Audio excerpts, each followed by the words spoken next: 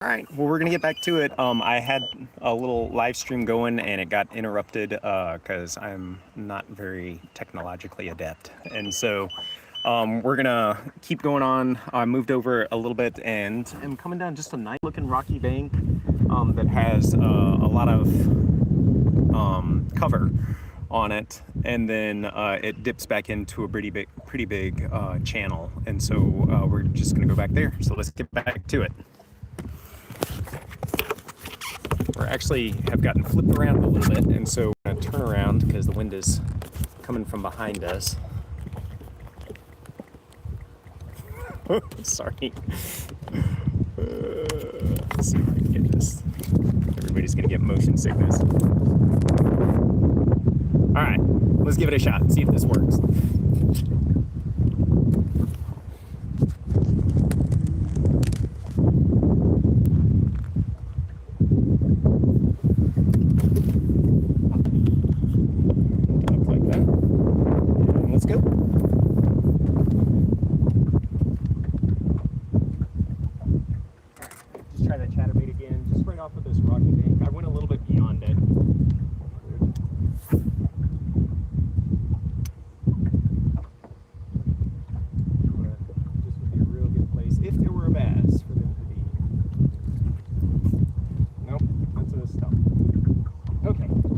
Also a stump. Be a really good place for there to be a stump. Let's go back and get it. Oh, I thought I had a monster bass for a second.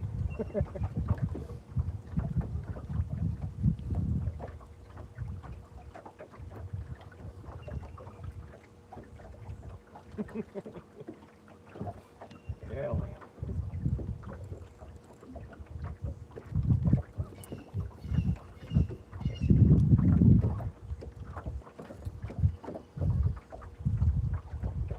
Well, I don't know. Hopefully I can get this back.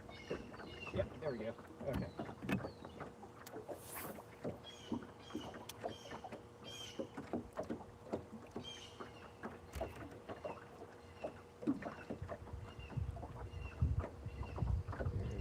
Nothing doing. Man, crazy. Okay. Visibility's a little bit better over here. Still not great, which is good for us. You know, I mean, at least I like it when the water's a little bit more stained. Kind of make it a little bit harder for the bass to see what they're biting at. And then this would not be, you know, a very good time to be doing anything super finessey. Alright, so we're going to turn around.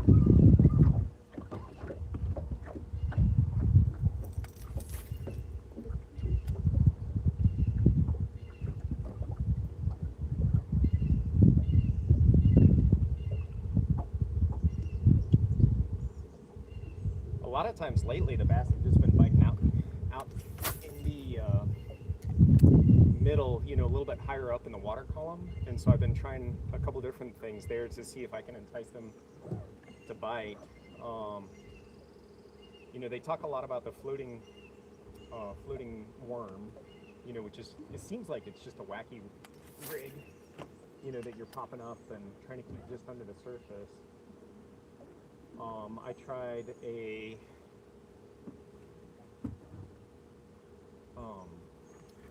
gosh, what are they called? Hover? Not a hover. Spy bait. I tried a spy bait. Woo!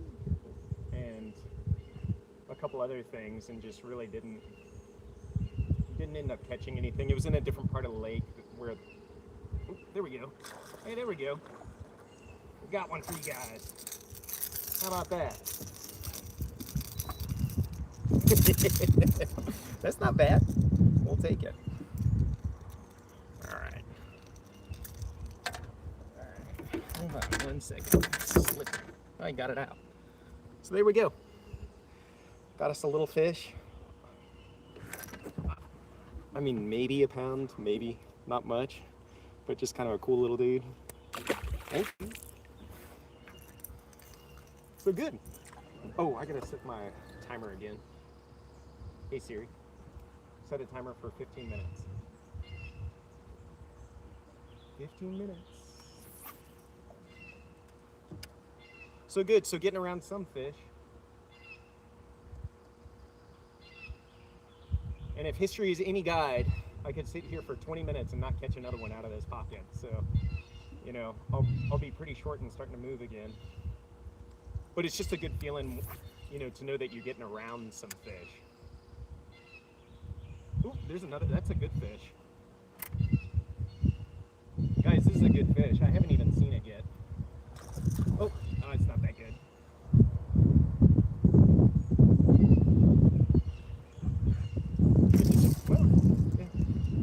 All right.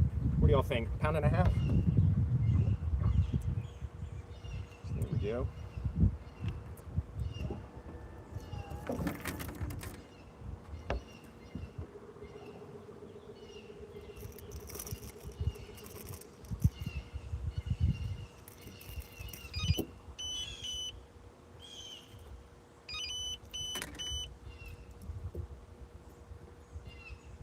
Good looking fish.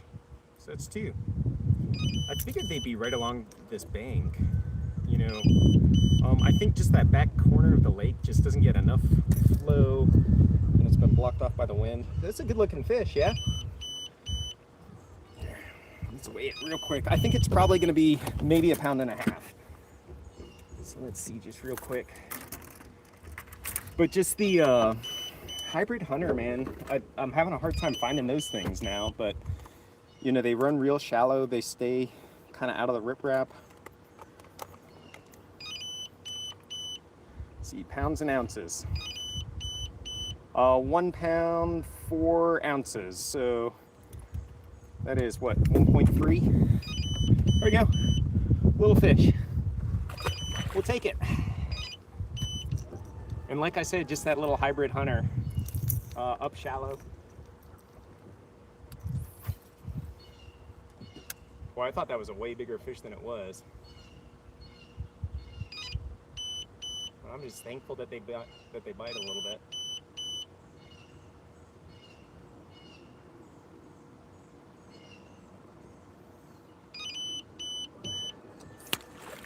There is just nothing like springtime to build your confidence in fishing, you know. And so I've been getting out a lot because I know it's just not going to last. It's going to get real hard, and then I'm not going to know what I'm doing again. But for right now, you know, it's so cool to just come out and immediately start catching fish.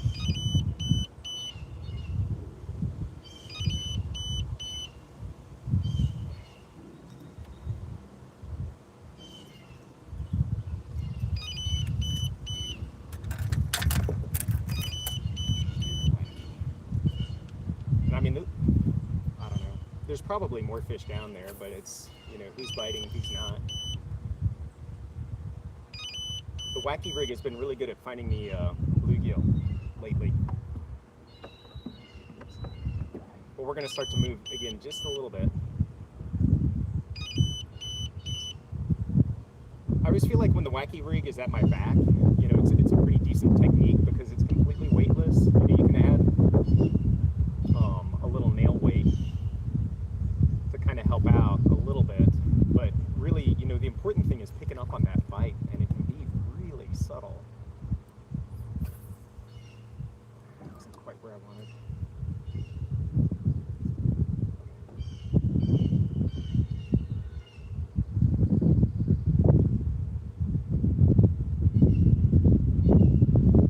But the wacky rig these last couple of days just hasn't done it. And I'm working it a little bit too quick too. I don't know. It's always kind of a confidence thing. It's like, it doesn't feel like it's going to get bit, so it's not going to get bit. Let's go back to you. As we're moving up the bank, there's a good little rock right there. Let's see if there's not anything hanging out there.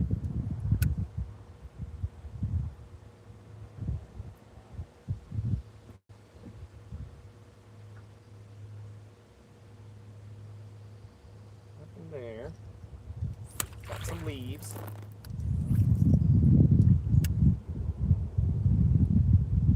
But yeah, I'll be trying to stop every 15 minutes and just checking and making sure this thing's still running, and then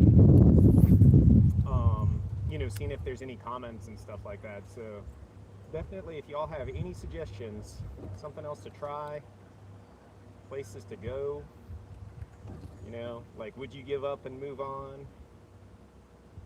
But my experience lately has been, you know, out of these spots where I'm catching fish, you know, I'll catch a couple, one or two, and sometimes more than that, but, you know, it doesn't seem like I'm stumbling across, you know, big schools of fish.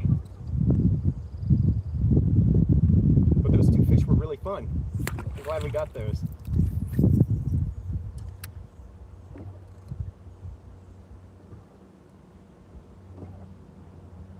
But it'll probably be another 10-15 minutes before we get another fish. Oh, come on. Probably fine.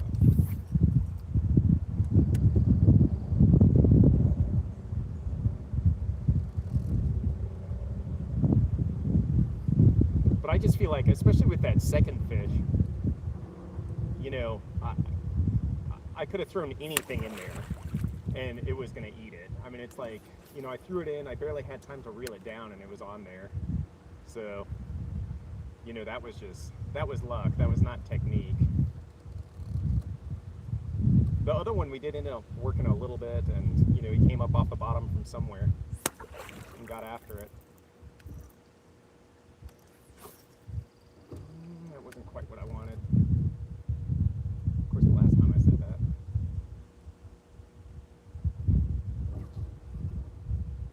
But this is where they've been lately, is kind of this, you know, a foot, you know, a foot to 4 feet.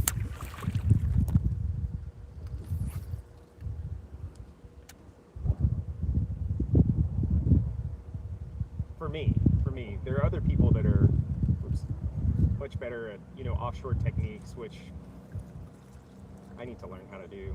But I just love fishing off the bank so much. It's just, you know, so much fun. When they're biting. When they're not, it's miserable.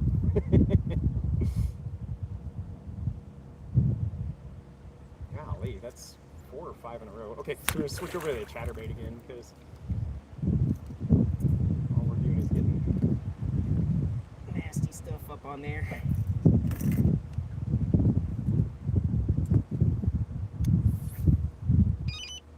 Plus it casts out quite a bit further.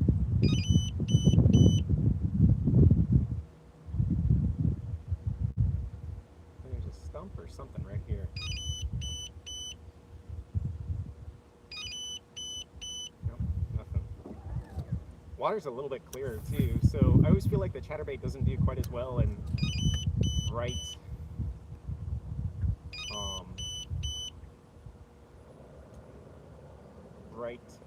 clear conditions. You know, I just feel like they get too good of a look at it, or they recognize the sound, or, you know, whatever it is, because I know everybody throws a chatterbait. But I think they throw it because it works, you know? Although for me, for forever, I really struggled in figuring out just how to use it, but I just wasn't moving enough, I don't think. But especially, man, of late, like low light conditions, it has been, especially a big chatterbait, you know.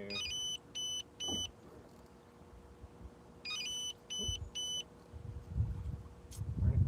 Gets grass stuck up under the bill and starts skiing in. That's the chatterbait that we're using though. Little Mini Max gold blade, for whatever reason, seems to be the deal. And then just whatever trailer. A lot of times I'll just put like a yum dinger on the back of it, like pumpkin green yum dinger.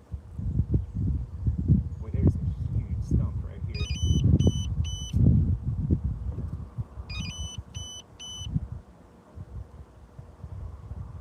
There's not.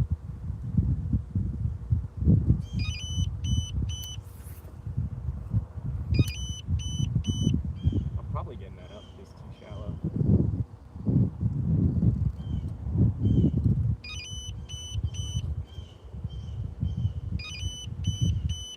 Okay, more grass, man. Well, you know it's getting bad when you're getting grass in the chatterbait. Will we go too thin? I don't know.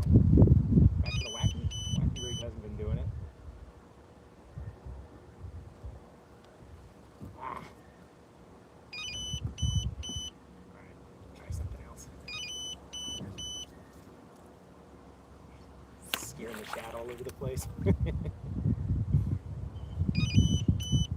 back to the crank, man. What was working earlier. Get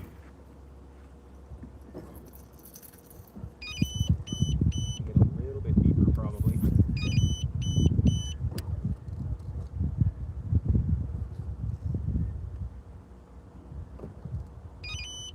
Gosh, still too deep. Or too shallow.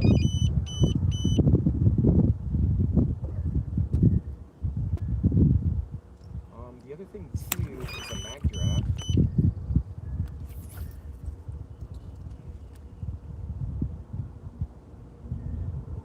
I get excited like I'm gonna catch a fish on every cast, and then it's like I start reeling too quick, and it's like, settle down.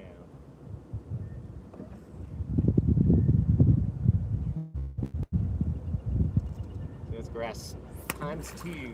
Grass times 2.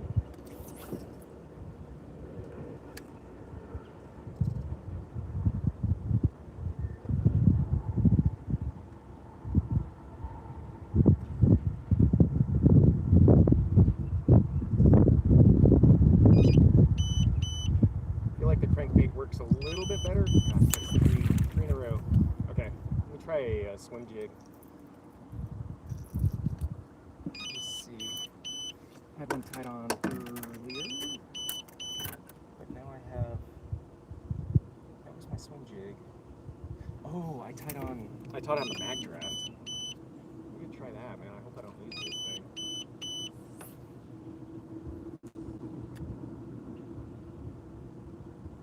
Love to catch a fish on it, but I tied it on because it was so windy and I thought I was going to be fishing over by the bridge.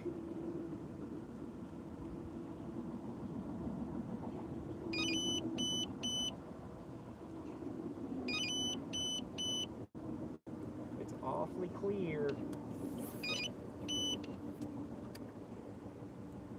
I've got the trolling motor kind of turned up a little bit because this seems relatively unproductive water. But we're going to get into a section up here that hopefully should produce.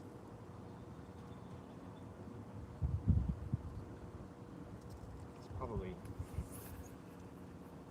I got the cull shad, but I don't have a great rod to throw it on. But that may be something else with my next break that I go ahead and tie on and then get a little bit of a heavier swim jig on.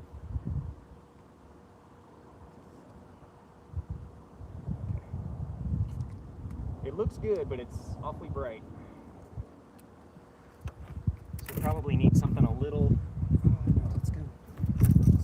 Maybe we're out of that grass. I really like the grass, but they don't seem to necessarily be orienting towards it.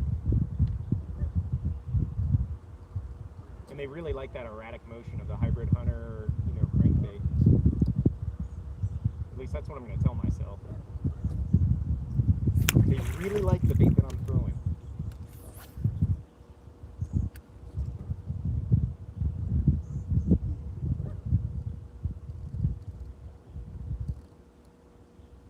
Oh, no. This water's a little dirtier too, so maybe, yeah, I mean that visibility's back down to like 3 feet. Because in that stretch it was more than that.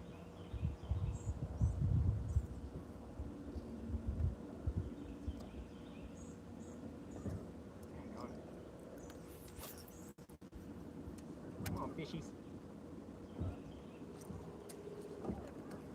Thought I had something for a second.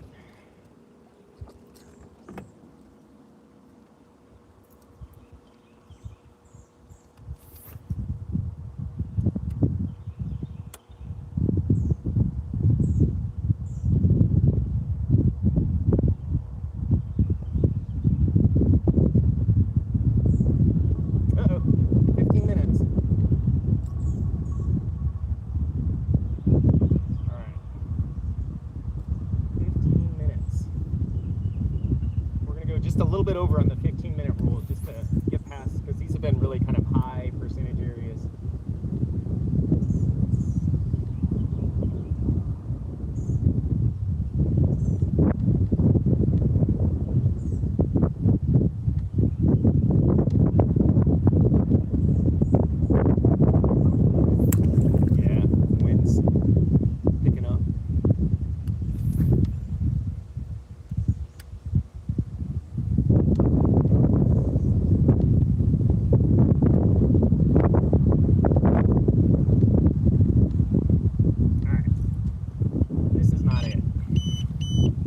guys ever get that feeling?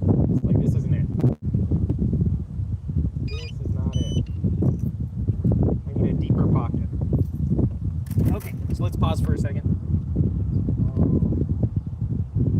Set it on autopilot for a second. And I'm gonna turn off this alarm. Okay, catch us a giant bass. Philip, what's up, dude? Thank you. I got two fish, man. I don't know if you're still watching. Thanks for watching, bro. It's crazy. I wish you were out here with me, man. It'd be fun. All right, so that was 2 fish in about 30 minutes, probably 40 minutes of fishing altogether. You know, not great. You know, I'm probably going to want to move on somewhere else, look at the map for a little bit and see if I can come up with something that's going to be a little bit more productive. It seemed like the wind protected areas are producing a little bit more. They may still be in that, you know, spawn, post-spawn, well, definitely spawn or post-spawn at this point, but, you know, maybe hanging around those kind of wind protected areas. So I'm going to look at the map for a little bit and see if I can't come up with anything. And then I'll hop back on here and we'll go from there. Thanks, you guys. Yes.